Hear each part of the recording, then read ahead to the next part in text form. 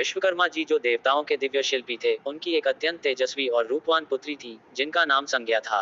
विश्वकर्मा ने अपनी पुत्री संज्ञा का विवाह तेजस्वी सूर्य देव के साथ करवाया। संज्ञा सूर्य देव के तेज और प्रताप से बहुत प्रसन्न थी और उन्हें अपने पति पर गर्व था। हालांकि कुछ समय पश्चात संज्ञा सूर्य देव के असहनीय तेज को सहन नहीं कर पाई।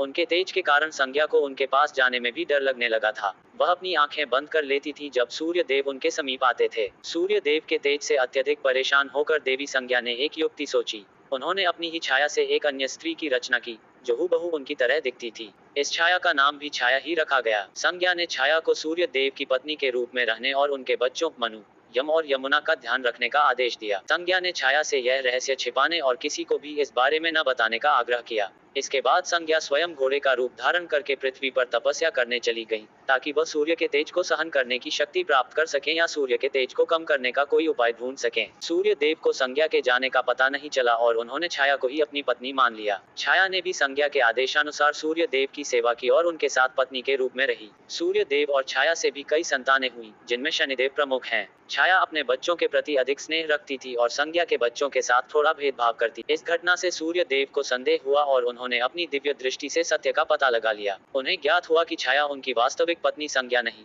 बल्कि उनकी प्रतिमूर्ति है। सत्य जानने के बाद सूर्य देव अपनी पत्नी संज्ञा से मिलने के लिए व्याकुल हो उठे।